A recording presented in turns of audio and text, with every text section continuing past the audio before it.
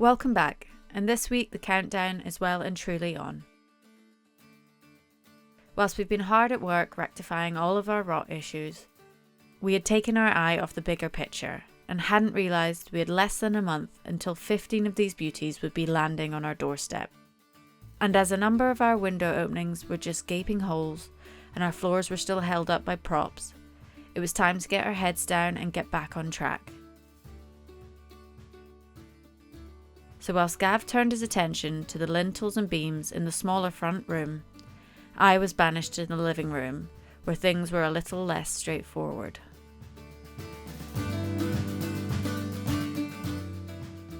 So with the joists, what's happening? I splice new timbers, or I cut the old rotten section off, and then I will splice on the new timber and bolt it through. Well, actually we're going to splice in the new timbers above the lintels.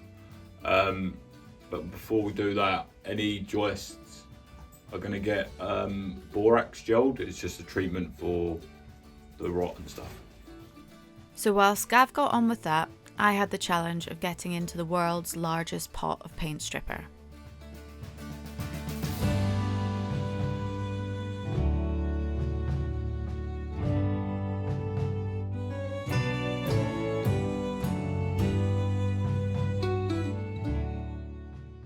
We had the same process to do in each room, but we also had the task of stripping the beams of years and years of paint in the living room.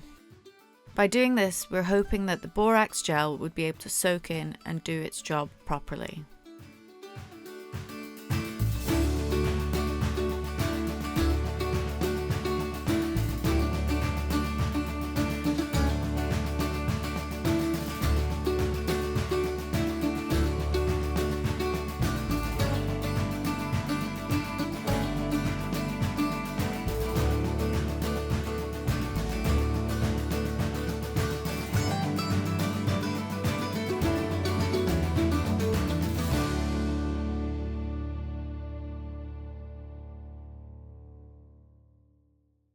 Now this process ended up being far more convoluted than we ever imagined, but we wanted to give as much protection as we can to the wood and hopefully stop it from crumbling into nothing like the old beams. So we applied the paint stripper, and then all that was left to do was wait. So we always get a lot of comments asking us about how we know what to do with the renovation, but that is mainly because, well, purely because Gav is a builder, but specifically trained as a carpenter. And that is why we are very excited that this week's episode is sponsored by Woodworkers Guild of America. Woodworkers Guild of America is an online resource for woodworking instructions, guidance, and information. A little hobby I got just before dreaded COVID was wood turning. And for us, for me particularly on there, I've always just bought wood blanks from the shop and stuff like that. And there's a whole section all about wood turning, how I can make my own blanks from logs, and also turning green timber, something I've never really had much experience. Yeah, I've never really done it before. I've never needed to because I've always just bought kiln dried timber. So.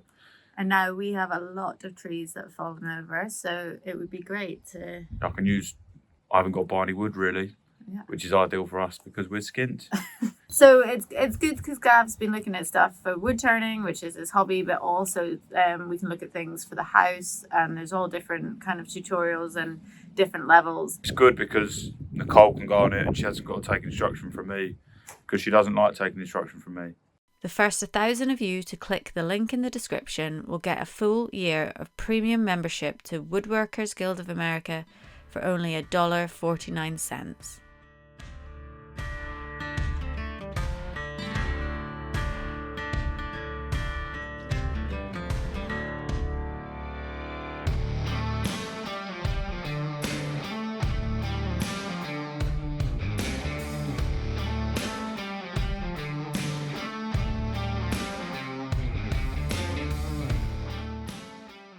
Now, I'll be honest, I had hoped I would go up there and peel back the paper and there would be lovely bare wood underneath.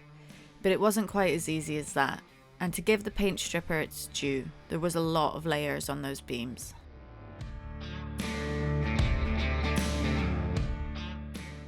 So we removed as much of the paint as we could and then started the process again.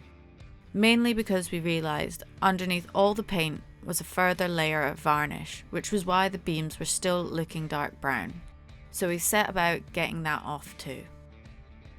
This round was a lot more successful, so we were able to get on to the neutralization stage, where we spray the beams with a solution to counteract the stripper. What we've got to do now that Gav has neutralised all of the beams is a bit of science.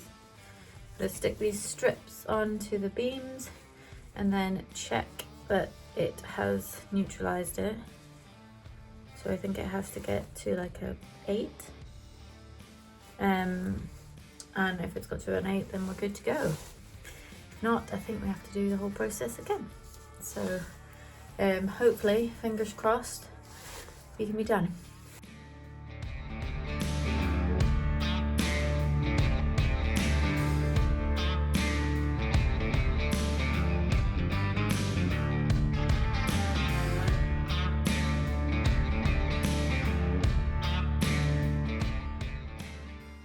That's not good.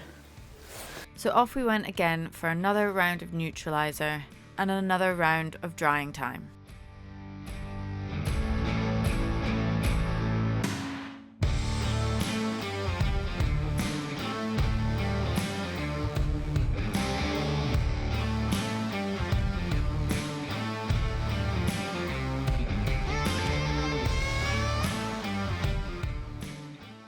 Then after yet another failed test, off we went for a third time.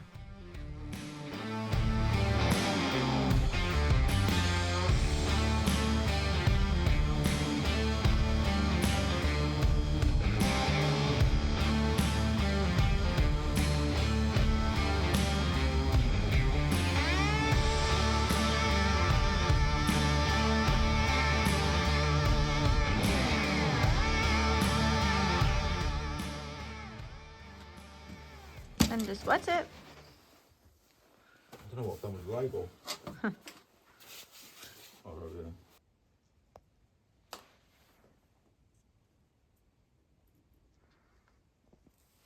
Oh yeah, what's the green colour?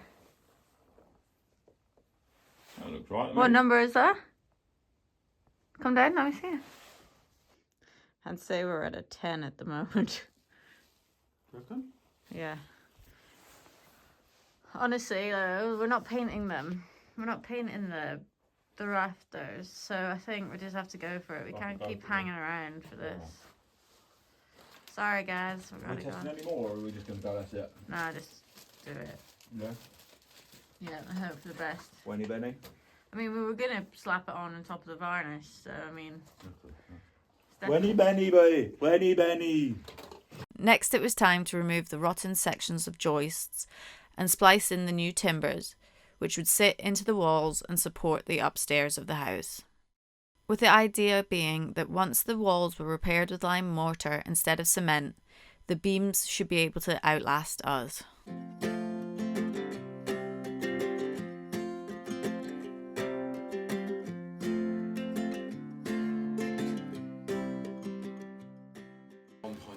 Is just a bit short, really. 1.2 is there, so it doesn't give you much to splice on, it's only splicing that. So like 1.6 is quite a lot, but the timbers are 4.8, so you might as well do them at 1.6 and then not have any offcut. You ain't got no wasted wood, it's not... It's not any issue. No, we're not going to run out, are we? No, we've got enough to do this, we've got loads to do this. I'd rather do more than not enough. But then we can get fixing, it'll be easier to get fixing as well.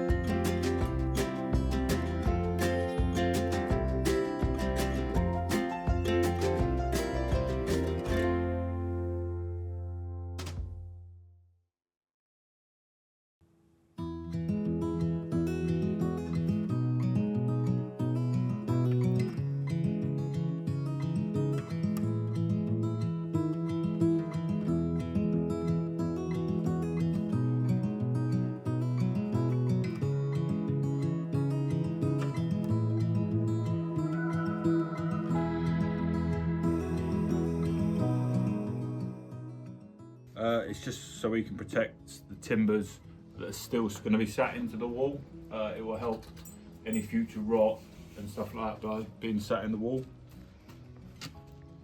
So we just paint it on there, Yeah, and just then paint it on. It helps for use against wood decay, destructive insects, and mould alright. in internal masonry.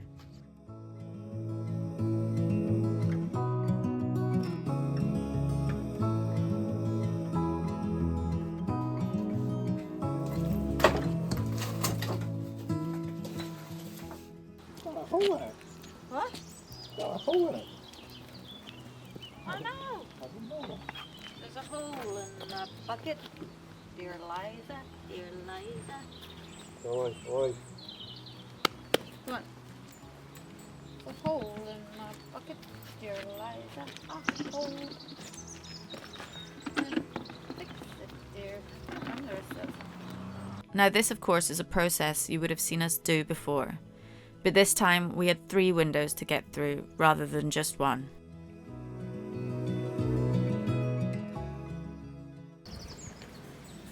Right, is it going in here? No. That's just our mixing bucket. Gotta go in the green bucket.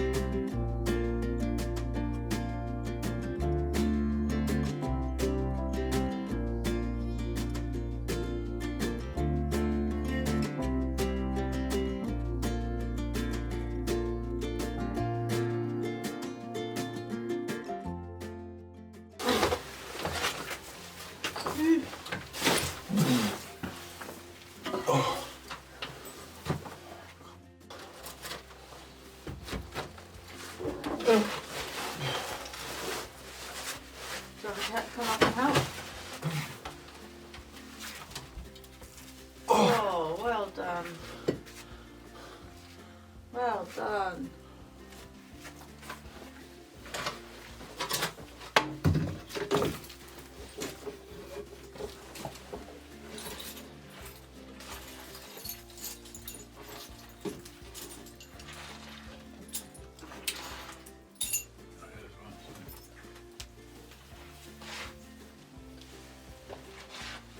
Lovely.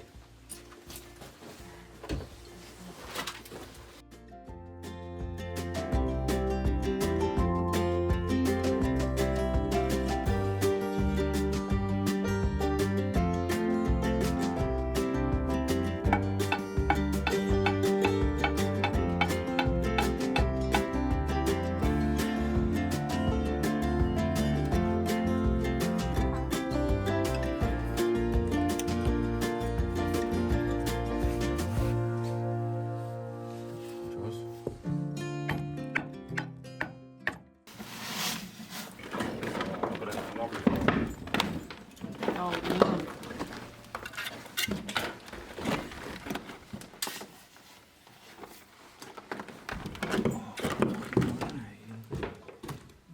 Stop eating, sorry. So on all three, yeah? Yeah, on all of it. After our stone laying session with Tim, we were raring to go to finish up these windows.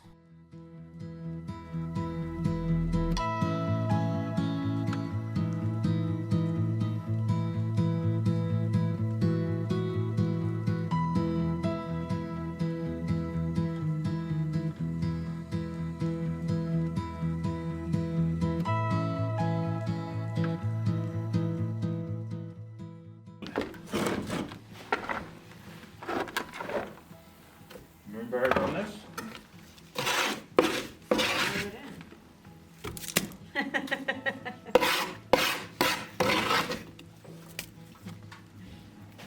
We definitely hadn't quite mastered the knack of Tim's throw it in technique, but at least we knew the basics of what to do.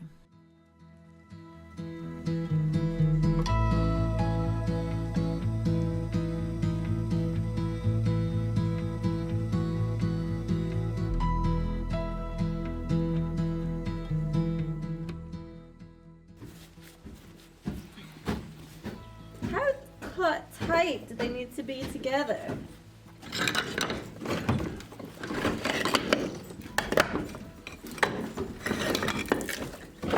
Nice, perfect.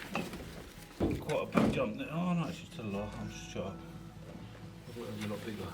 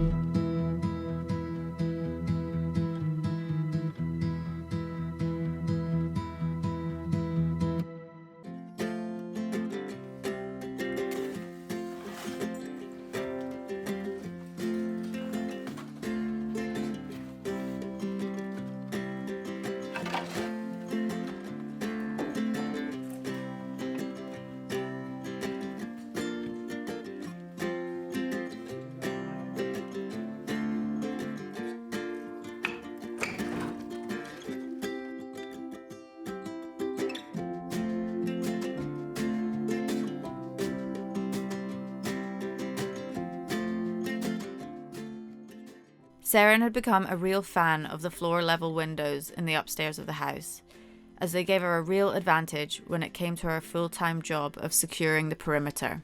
However, my dismantling of her windowsills was really getting in the way of her vital work.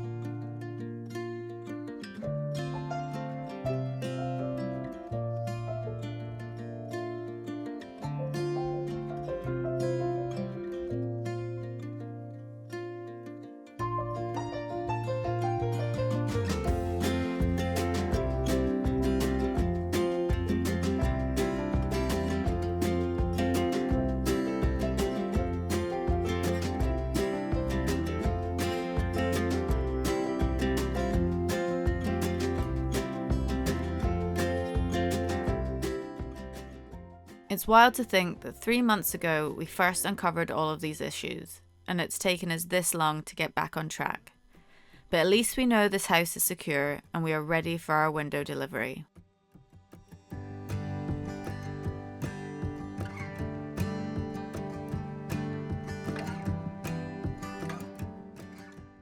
We massively appreciate you all sticking with us whilst we did this work.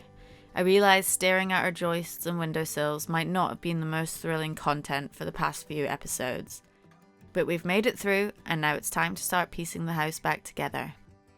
And to celebrate this, and also as hitting the incredible milestone of 50,000 subscribers, we'll be doing a little Q&A session for our next episode. So please drop your questions into the comments and we'll try and get through as many as we can. Or you can always drop us a line on our Instagram, which is also City to Smallholding. Thanks so much for watching, and as we say, sticking with us during this slightly dry content. And we look forward to all of your questions. And if you haven't already, please do remember to like, subscribe, and comment. See you next time.